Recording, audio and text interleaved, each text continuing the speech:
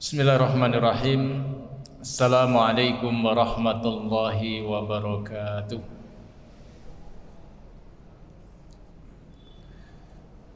Innal hamdalillah nahmaduhu wa nasta'inuhu wa nastaghfiruh wa na'udzu billahi min shururi anfusina wa min sayyiati a'malina.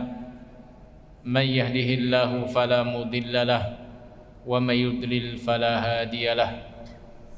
Asyhadu an la ilaha illallah wahdahu la syarika lah wa asyhadu anna Muhammadan abduhu wa rasuluhu la nabiyya ba'dah. Qala Allah ta'ala ya ayyuhalladzina amanu taqullaha haqqa tuqatih wa la tamutunna illa wa antum muslimun.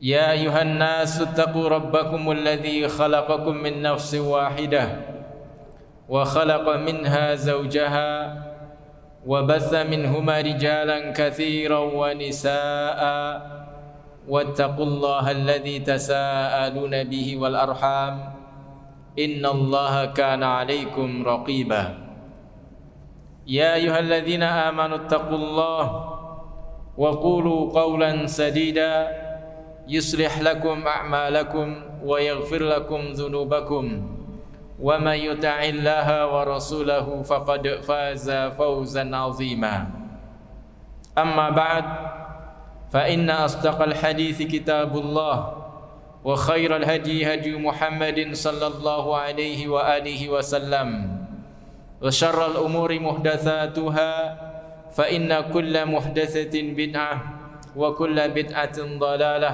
وَكُلَّ ضَلَالَةٍ فِي النَّارِ. Ma'asyiral muslimin, hadirin sekalian rahimani wa rahimakumullah. Puji dan syukur marilah senantiasa kita panjatkan kehadirat Allah Subhanahu wa taala yang telah melimpahkan nikmat-nikmatnya kepada kita semua dengan nikmat yang demikian banyak sehingga tidak bisa seorang pun di antara kita menghitung nikmat-nikmat tersebut. Marilah senantiasa kita syukuri nikmat-nikmat yang diberikan oleh Allah Subhanahu wa taala agar Allah Subhanahu wa taala menambah nikmat-nikmat tersebut untuk kita. Salawat dan salam mudah-mudahan senantiasa tercurah kepada junjungan kita, suri tauladan kita Rasulullah Muhammad sallallahu alaihi wasallam, juga kepada keluarga beliau, kepada para sahabat beliau, dan kepada siapa saja yang senantiasa berusaha mengikuti jejak langkah beliau dengan baik hingga hari akhir kelak. Hadirin sekalian rahimani wa rahimakumullah, tidak terasa hari demi hari berlalu, bulan demi bulan berlalu, dan kita sekarang sudah berada di pekan kedua, kalau nggak salah, bulan Zulqa'dah. Kalau nggak salah sekarang tanggal 8. Artinya kita sudah berada di salah satu bulan haram, dan sebentar lagi insyaallah ta'ala kita akan bertemu lagi dengan hari-hari yang penuh kemuliaan, yaitu hari-hari di awal bulan Zulhijjah. Sebagaimana yang disabdakan oleh Rasul sallallahu alaihi wasallam, ma min ayyamin al-amalu salihu fiha ahabbu ila Allah min hadhihi al-ayyam. Rasul sallallahu alaihi wa alihi wasallam menjelaskan, tidak ada satu amal saleh pun yang lebih dicintai oleh Allah Subhanahu wa taala melebihi amal saleh yang dilakukan pada hari ini, yakni ayyamal ashr. Yang dimaksud adalah 10 hari awal bulan Zulhijjah. Berarti enggak ada 1 bulan lagi. Tidak ada 1 bulan lagi, insyaallah ta'ala kita akan bertemu dengan hari-hari yang diterangkan oleh Rasul sallallahu alaihi wasallam bahwa pada hari-hari tersebut amal-amal saleh yang kita lakukan lebih dicintai oleh Allah Subhanahu wa taala dibandingkan dengan amal-amal di luar dari hari-hari tersebut. Maka para sahabat pun bertanya kepada Rasul sallallahu alaihi wasallam, qalu ya Rasulullah, walal jihadu fi sabilillah, apakah juga dengan jihad fi sabilillah? Apakah jihad fi sabilillah pun tidak bisa mengalahkan amal-amal saleh yang dilakukan oleh seorang hamba di 10 awal bulan Zulhijjah tersebut? Qala sallallahu alaihi wasallam, walal jihadu fi sabilillah, tidak pula jihad fi sabilillah. Amal-amal yang dikerjakan, amal soleh yang dikerjakan di awal bulan Zulhijjah tidak bisa dikalahkan walaupun dengan jihad fi sabilillah. Illa rajulun kharaja bi nafsihi wa malihi walam yarji' min dzalika bi syai'in, kecuali amal-amal itu hanya bisa dikalahkan oleh orang yang dia keluar membawa hartanya, membawa jiwanya untuk berjihad fi sabilillah, kemudian dia tidak kembali. Dia tidak kembali, hartanya tidak kembali, jiwanya pun tidak kembali. Maka ini satu perkara yang luar biasa, satu perkara yang mestinya sangat diharapkan oleh orang-orang yang menginginkan rahmat dari Allah Subhanahu wa taala, yang menginginkan surga Allah Subhanahu wa taala. Sebab surga Allah Subhanahu wa taala tidak bisa ditukar dengan amal-amal yang kita lakukan. Karena Allah Subhanahu wa taala akan memasukkan hamba-hambanya ke surga karena rahmat darinya. Tetapi rahmat Allah Subhanahu wa taala itu akan datang. Allah akan merahmati hamba-hambanya apabila dia mau mentaati apa yang disyariatkan olehnya. Maka tatkala kita mengetahui bahwasanya ada momen, ada satu kesempatan yang luar biasa yang diberikan oleh Allah Subhanahu wa taala kepada kita tanpa harus kehilangan harta ataupun jiwa kita, tidak harus dengan jihad fisabilillah, karena amal-amal ini amal kebaikan yang sifatnya umum yang dijelaskan oleh Rasul sallallahu alaihi wasallam yang dilakukan di awal bulan Zulhijjah itu hanya bisa dikalahkan oleh orang yang berjihad, membawa hartanya, membawa jiwanya, dan dia tidak kembali. Artinya dia mati syahid. Tetapi tentunya hadirin sekalian rahimani wa rahimakumullah, amal-amal itu akan menjadi amal yang saleh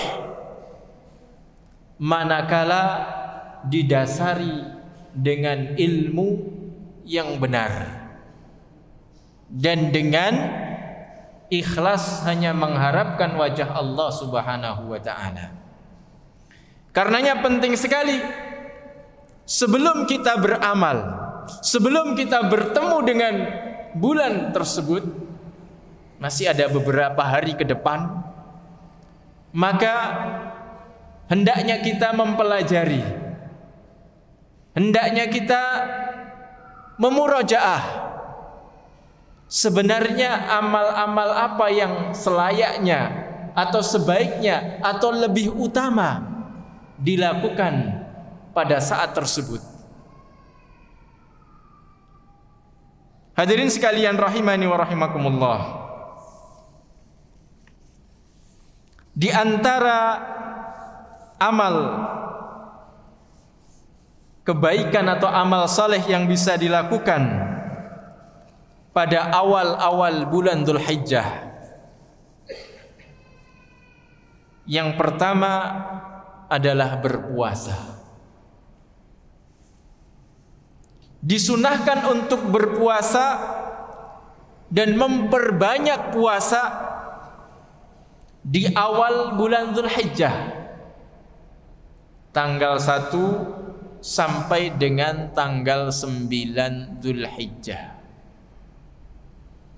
Tanggal 10-nya gimana? Boleh enggak? Tanggal 10 itu berarti hari raya. 10 Dzulhijjah hari raya, ya kan? Tidak boleh berpuasa pada hari tersebut, termasuk 3 hari setelahnya, yaitu hari Tasyrik. Disunahkan untuk berpuasa di awal-awal bulan Dzulhijjah dari tanggal 1 sampai dengan tanggal 9. Karena Rasul sallallahu alaihi wasallam mendorong kaum muslimin untuk beramal saleh di awal-awal bulan Dzulhijjah tersebut, dan termasuk dari amal saleh adalah berpuasa, dan bahkan puasa ini termasuk sebaik-baik amal saleh yang dilakukan oleh seorang hamba.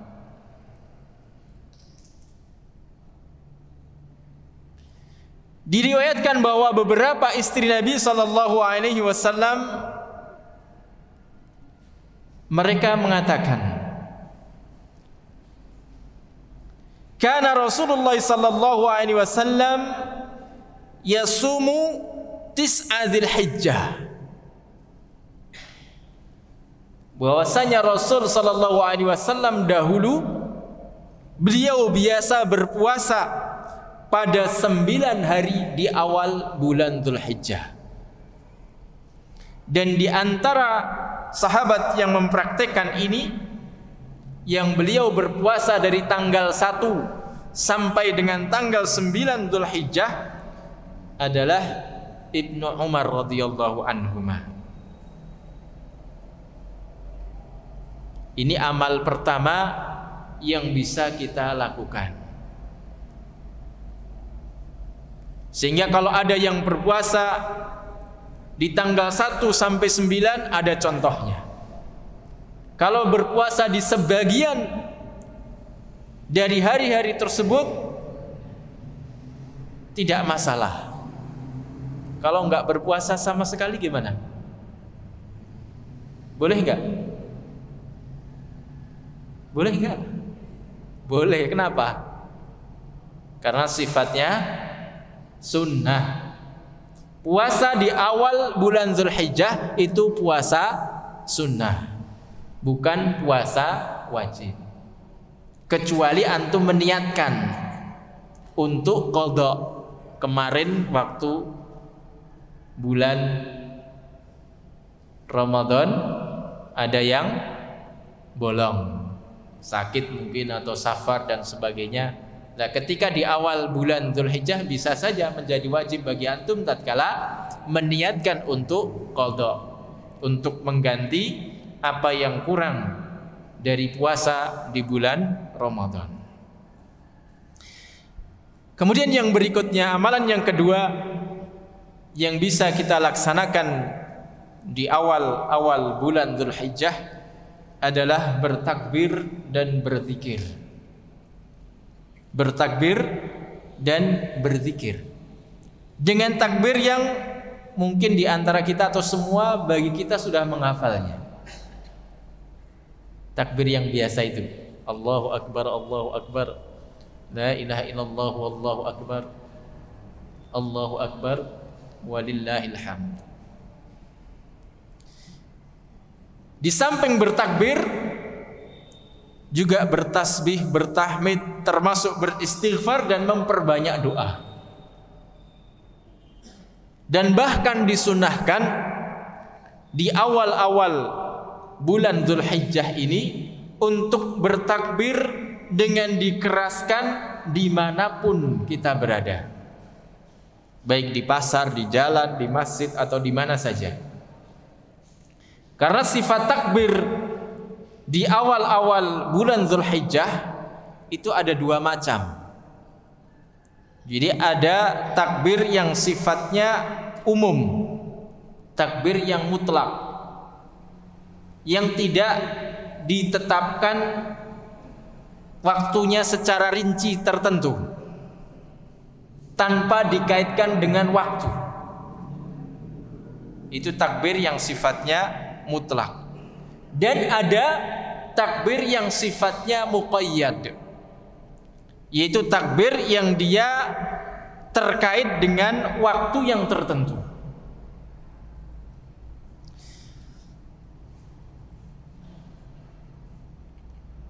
Imam Al-Bukhari rahimahullahu ta'ala beliau menyebutkan,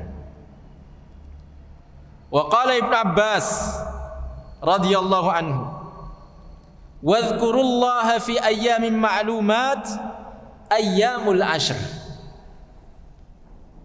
Ibnu Abbas mengatakan bahwasanya berzikirlah kalian kepada Allah di hari-hari yang ditentukan. Beliau menafsirkan adalah 10 hari pertama di bulan Dzulhijjah. Kemudian wal ayyamul ma'dudat, maksudnya adalah ayyamut tasyrik.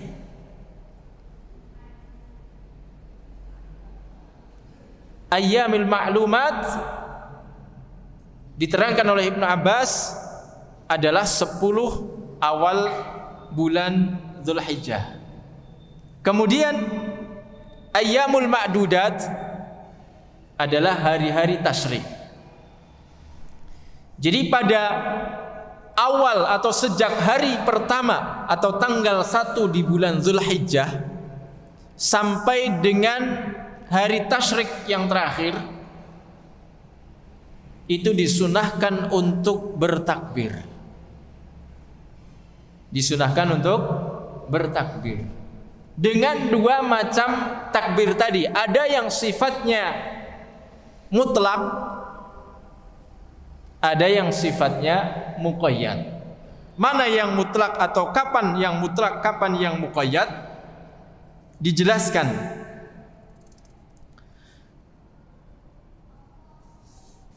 Bahwasanya takbir yang muqayyad itu dilakukan oleh orang yang tidak berhaji mulai dari tanggal 9 Dzulhijjah setelah salat subuh. Jadi takbir muqayyad itu berbeda antara orang yang berhaji dengan orang yang tidak berhaji. Kalau takbir yang sifatnya mutlak dari awal bulan, dari tanggal 1 Dzulhijjah.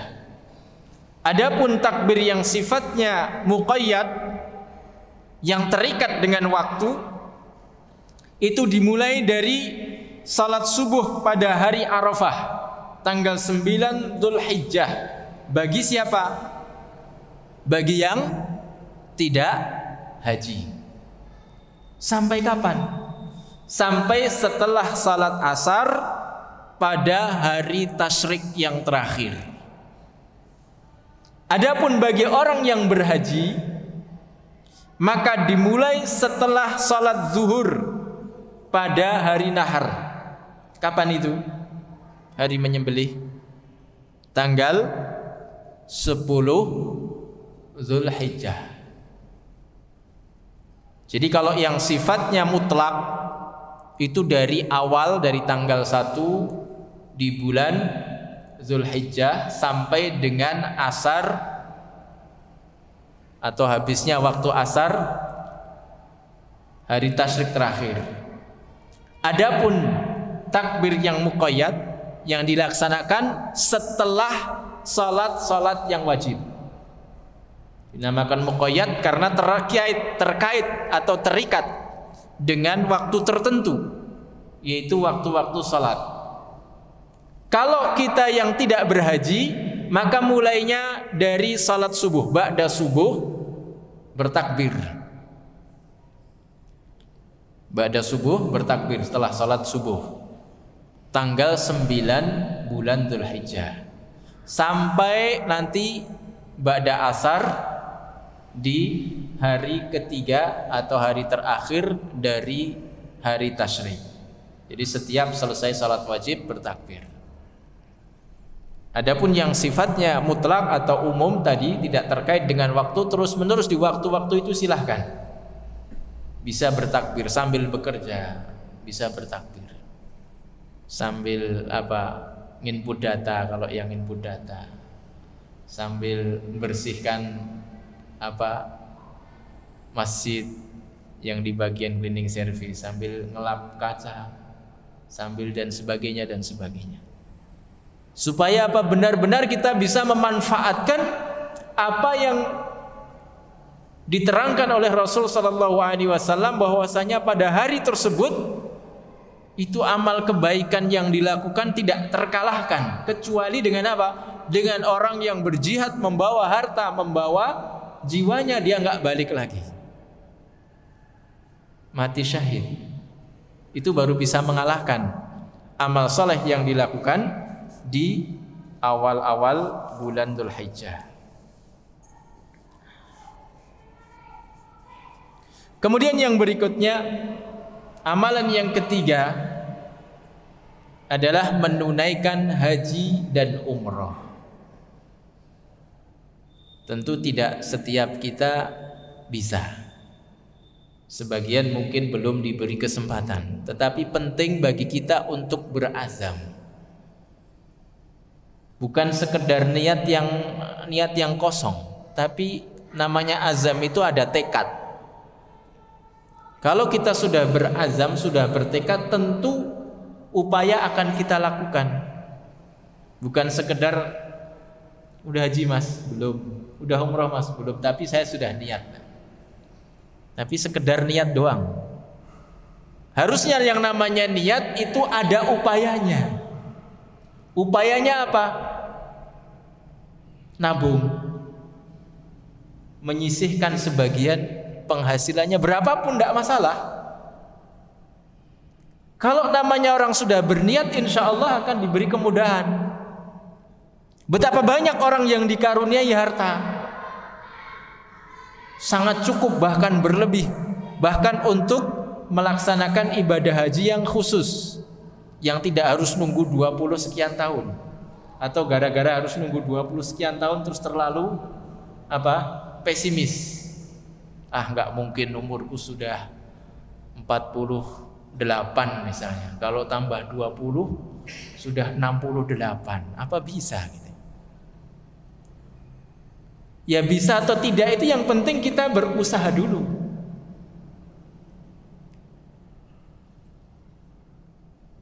Jangan karena perasaan-perasaan seperti itu, mending buat yang lain aja uangnya, daripada saya masukkan dapat antrian 25 juta ternyata nunggunya 25 tahun. Umur saya sudah 50 tahun, 50 tambah 25 75. Itu hitungan kita.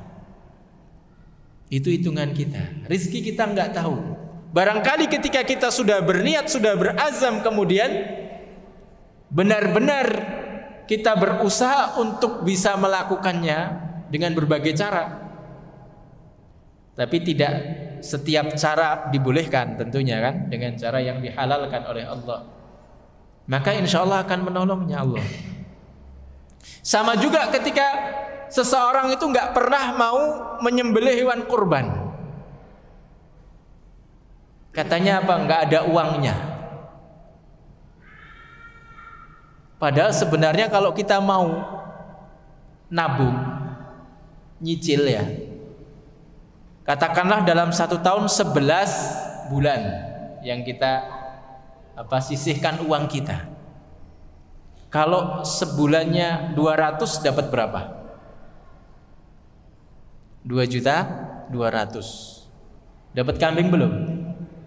Dapat. Berarti bisa kurban kambing dengan per bulan menyisihkan 200.000 rupiah. Oh, enggak mampu 200.000 rupiah, mampunya 100.000. Kalau 100.000 hitung 100 kali berapa?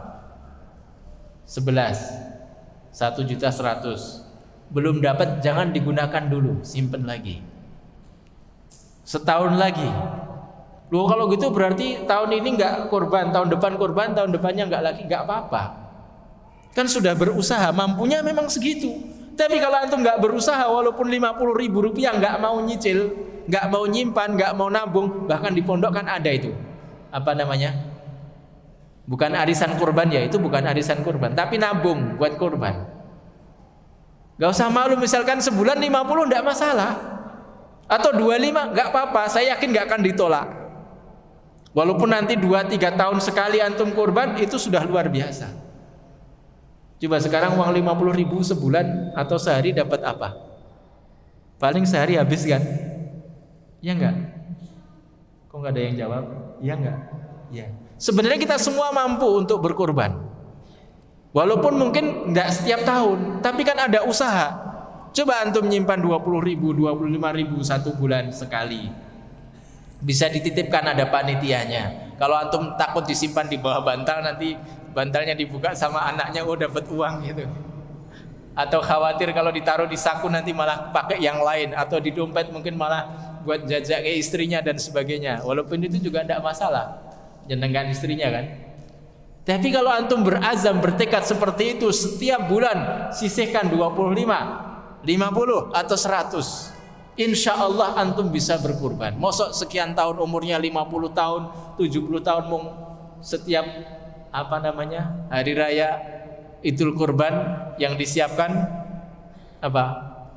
Pisau sama areng. Ya, boleh sih, boleh. Tapi kan kalau kita mampu dan bisa, kenapa tidak gitu loh? Kenapa tidak? Dan ini amal yang luar biasa. Berkurban itu termasuk bukti bahwa kita itu berusaha untuk melaksanakan syariat ini, bukan sekedar kita pilih-pilih. Kalau yang ngeluarin uang nggak usah lah, nanti dulu lah. Kan udah banyak yang kurban di sini, udah ada 9, 8 atau mungkin 10 sapi. Saya nambahin ya buat apa? Jangan sampai berpikiran seperti itu. Apalagi sampai jadi panitia-panitia yang sukanya cari-cari donasi, ngumpul-ngumpulkan, dia sendiri nggak korban, padahal dia mampu sebenarnya. Terus gimana? Padahal hukumnya korban itu kan mestinya kita tekankan pada diri kita sendiri. Kalau kita mengakui minimal bahwasanya korban itu sunnah yang muakkadah, kenapa nggak bisa kita lakukan yang begitu? Ya, coba nanti yang kemarin-kemarin belum dicoba. Udah kalau nggak 25, 20 sajalah. Nanti antum 2 tahun, 4 tahun, 3 tahun, insya Allah sudah bisa. Kan kadang-kadang setahun baru dapat, katakanlah 500.000, ternyata alhamdulillah dapat rezeki dari yang lain, bisa. Udah dapat sekian, tinggal nambah sekian, bisa. Insya Allah bisa. Insya Allah coba ya, yang belum. Yang sudah, masya Allah, mudah-mudahan menjadi pahala yang berlipat. Selanjutnya, memperbanyak amal soleh. Jadi kalau tadi puasa sudah masya Allah luar biasa, kalau bisa menunaikan takbir ya, takbir jelas bisa. Cuman kadang-kadang saya heran juga ya, gak malu-malu atau gak tahu atau gimana. Padahal sudah sering disampaikan. Yang namanya takbir, saya kembali ke takbir ya, tadi sudah sampai pada haji dan umrah. Cuman saya ngelihat prakteknya itu kok apa kayak khawatir disangka salah. Padahal sudah yakin kan bahwa di hari-hari yang sudah ditentukan itu ada sunnah untuk bertakbir, tapi sedikit yang bertakbir mulai dari awal bulan Dzulhijjah. Rata-rata takbirnya ketika mau berangkat sholat hari raya. Kalau habis itu sudah lupa. Ketika menyembelih kurban, padahal situ kan kalau semuanya bertakbir, masya Allah, syiar Islam luar biasa. Tapi rata-rata diem-dieman ya, ngobrol yang lain ya. Boleh sih ngobrol, tapi kan ada kesempatan-kesempatan yang monggo diluangkan untuk bertakbir. Sudah yakin kan sunnah ya, berpahala. Bahkan pahalanya ketika kita lakukan di masa-masa itu, di 10 awal bulan Dzulhijjah ini luar biasa, nggak bisa dikalahkan. Kecuali dengan apa? Yang keluar berjihad, bawa harta, bawa nyawanya, nggak pulang, hartanya nggak balik, nyawanya nggak balik. Padahal kita takbir kok iman-iman itu. Atau dalam hati takbirnya. Yang dicontohkan bukan dalam hati takbirnya. Bahkan mereka yang mencontohkan di awal-awal Islam ini, mereka bertakbir di pasar-pasar sampai pasar bergemuruh. Nah kalau kita di pondok, siapa sih yang mau mencegah? Gak ada kan? Kita bertakbir gak ada yang melarang. Bahkan kalau kita mulai bertakbir yang lain ikut, masya Allah. Tapi rata-rata begitu. Rata-rata bahkan ketika habis sholat pun imam mungkin sudah bertakbir, yang lain malah gak mau mengikuti. Maksudnya mengikuti bukan kemudian kor atau namanya bareng-bareng, itu enggak, tapi semuanya bertakbir. Mudah-mudahan nanti bisa syiar ini lebih regeng kalau cara bahasa Jawanya ya. Lebih bisa kita manifestasikan. Katanya kita mau mengikuti generasi awal umat ini, jelas ini. Jelas takbir di awal-awal bulan Dzulhijjah ini ada syariatnya, sunnah. Bahkan merupakan salah satu ibadah yang luar biasa. Pahalanya di sisi Allah Subhanahu wa taala. Atau mungkin takut enggak ikhlas gitu ya, didengar orang nanti khawatir enggak ikhlas. Ya bukan begitu. Kalau seperti dalilnya mungkin orang salat jamaah pun jadi ragu-ragu. Nanti kalau saya jamaah malah enggak ikhlas, saya merasa lebih ikhlas kalau salat di rumah.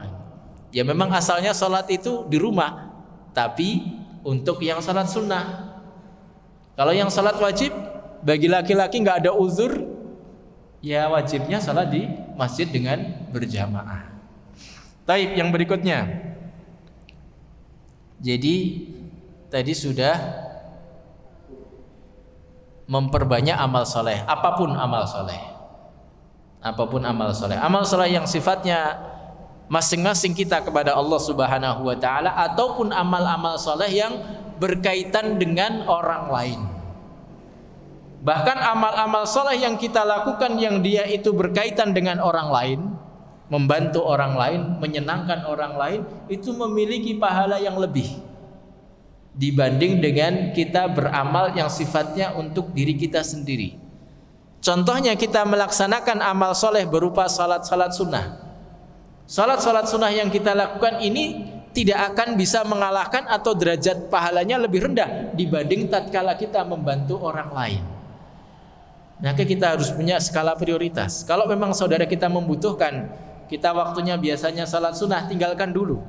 Kalaupun nanti nggak ada waktunya, kita sudah dapat pahala yang lebih. Kalau nanti kita bisa melaksanakannya, walhamdulillah.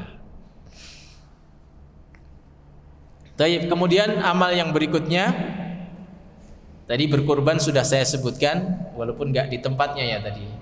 Berkurban sudah saya sebutkan tadi di awal. Bagaimana sebenarnya syariat berkurban ini yang sudah dicontohkan oleh Khalilullah Nabi Ibrahim alaihissalam ketika beliau bermimpi apa?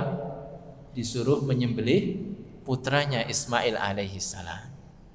Kemudian tatkala dilakukan, maka Allah pun mengganti dengan sembelihan yang gemuk, yang besar. Dan mulai saat itu sampai dengan sekarang, diabadikan syariat ini menjadi syariat dari Nabi sallallahu alaihi wasallam. Dan tadi sudah saya tekankan, marilah yang belum pernah, ya kalau sudah pernah biasanya ketagihan, akan terus-menerus berusaha. Yang belum pernah silahkan dicoba dengan apa yang saya sampaikan tadi. Jadi dengan menabung berapapun itu, disisihkan penghasilannya. Kalau penghasilannya 2 juta ya 50.000 misalnya. Kalau 1,5 ya misalnya 20.000, 25.000. Insya Allah nanti akan bisa melaksanakan. Jangan pesimis, jangan menganggap oh toh yang sudah korban banyak, mereka korbankan pahalanya untuk mereka lah, pahala kita apa kalau kita nggak mau berusaha.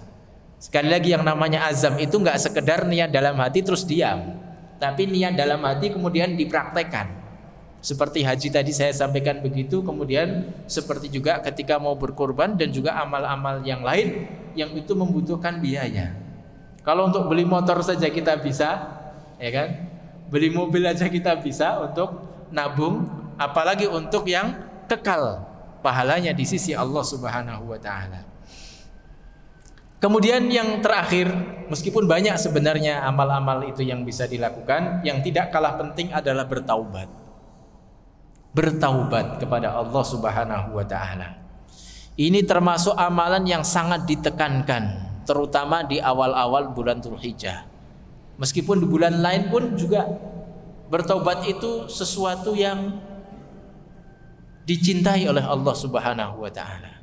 Kita tahu nggak mungkin salah seorang di antara kita ini bisa terbebas dari berbuat salah, dari berbuat dosa.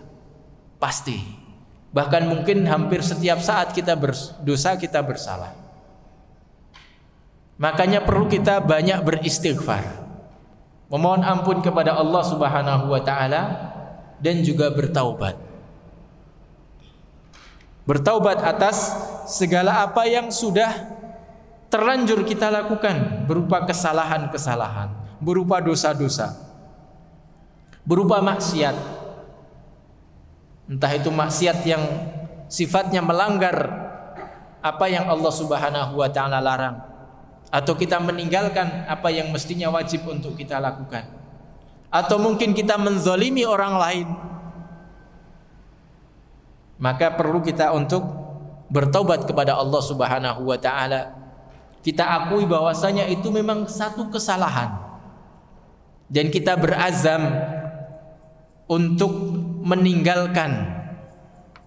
Kita meninggalkan dan berazam untuk tidak mengulang dosa yang sama itu.